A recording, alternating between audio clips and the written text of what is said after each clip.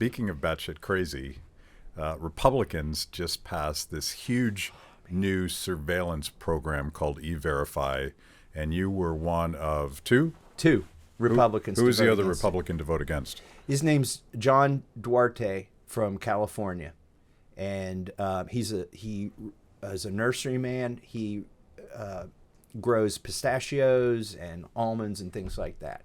So he's a farmer. He's a farmer too. Yeah.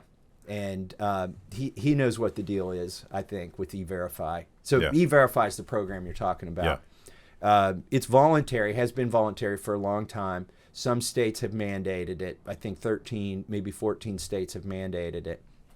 One of them is Arizona, and I asked an Arizona congressman who was in favor of national E-Verify, even though his state already has it. And he said, so you totally eliminated illegal immigrants from working in Arizona. He's like, well, actually, we just raised the price of the packet.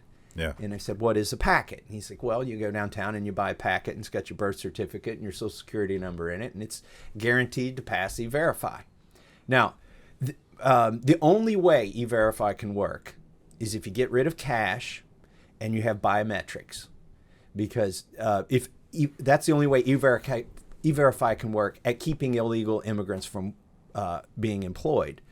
But at that point now, you've given, and even long before that, you've given the government an on-off switch for every American to be employed, not just illegal immigrants. It's failed to do that. It's like every government program.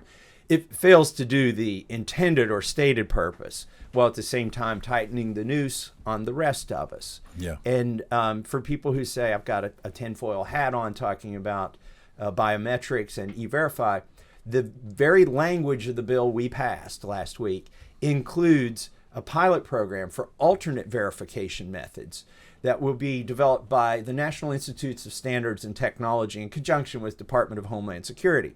So if you go to their website and look at that pilot program, I put biometrics in as a search term because I didn't want to read the whole pilot thing. 67 instances of biometrics in that pilot program at NIST.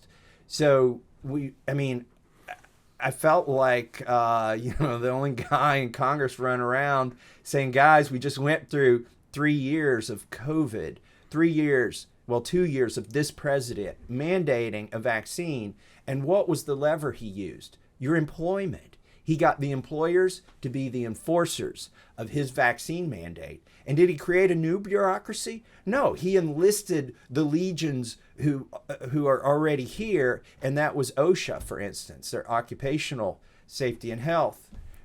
He said, you're going to be my vaccine enforcer. So I'm concerned in the next pandemic, E-Verify becomes V-Verify, and just like OSHA became the vaccine enforcer.